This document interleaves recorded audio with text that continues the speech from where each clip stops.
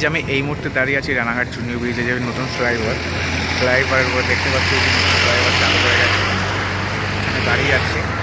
ঠিক আমার পিছনেই দাঁড়িয়ে ভিডিওতে দেখতে পারবে পিছনে চুন্নি নদী দেখা যাচ্ছে। আমি ঠিক চুন্নি ব্রিজের যে নতুন ফ্লাইওভার চালু হয়েছে সেটাই আর কি তোমাদের দেখাতে চাইছি। ফ্লাইওভার চালু হয়ে গেছে, তো গতকাল চালু হয়েছে, আজকে 12 তারিখ, গতকাল 11 তারিখ থেকে এটা ওপেন করেছে। আমি জিজ্ঞেস করলাম কিন্তু এটাই বললেন। এই যে আমি এই মুহূর্তে ঠিক দাঁড়িয়ে আছি রানাঘাট চুন্নি ব্রিজ, পিছনে আমার ক্যামেরাতে যদি দেখা যায় বোঝা যাবে যে চুন্নি নদী, এই চুন্নি নদী এটা, আর এটা সেই নতুন ব্রিজ। আর নতুন ব্রিজের আগে যে ফ্লাইওভারটা আর কি ছিল না, যার কারণে এই সার্ভিস ওয়ে দিয়ে এই আমাদের অপোজিট সাইডে যে গাড়িগুলো দাঁড়িয়ে দেখতে পাচ্ছেন, ওই সার্ভিস ওয়ে দিয়ে যাতায়াত ছিল, তো সেটা আর সেই সমস্যাটা এই মুহূর্তে আর হবে না।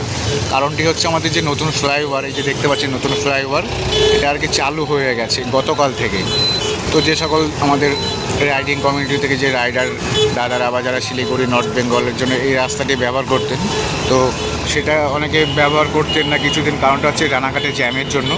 তো বর্তমানে এই ফ্লাইওভার শুরু হয়ে গেছে, তো যার কারণে জ্যামটা অনেক কম হবে আশা করি, কম হচ্ছেও, যার কারণে সুবিধা হবে। যে দেখতে পাচ্ছেন ট্রাক আসছে, যে সকল ট্রাক ড্রাইভার দাদারা ব্যবহার করতেন রানাঘাট এর আমাদের যে উপর দিয়ে, তারা জানেন অনেকে যে কীরকম জ্যাম হতো রানাঘাটের যে চুন্নি ব্রিজের ফ্লাইওভার বর্তমানে চালু হওয়াতে অনেকটা যে আমাদের সমস্যা তো দীর্ঘ মালবাহী ট্রাক বলুন বা বাইক বলুন বা কোনো অ্যাম্বুলেন্স বলুন যে দাঁড়িয়ে থাকতো, সমস্যা হতো জ্যামের কারণে, সেই সমস্যাটা এখন অনেক সমাধান হয়ে গেছে। দেখতে পাচ্ছেন আপনারা ফ্লাইওভারের উপর দিয়ে কন্টিনিউ গাড়ি যাতায়াত করছে রানাঘাট চুন্নি ব্রিজে এই মুহূর্তে দাঁড়িয়ে আমি ব্রিজের উপরে। তো সেটা আশা করি অনেকেই বুঝতে পারবেন। আমার ভিডিওটি করা এই কারণেই যে ইনফরমেশানটা হয়তো অনেকে জানে না, বা এই ইনফরমেশানটা হয়তো অনেকের কাছে এখনও পর্যন্ত পৌঁছায়নি। তো আমি ভিডিও বার্তার মধ্যে দিয়ে আর কি সকলকে জানিয়ে দিতে চাই রানাঘাটের যে মেন দুটো সমস্যা ছিল, রেলগেটের যে ফ্লাইওভার সেটিও ওপেন হয়ে গেছে, মানে জনসাধারণের সকলের জন্য খুলে দেওয়া হয়েছে।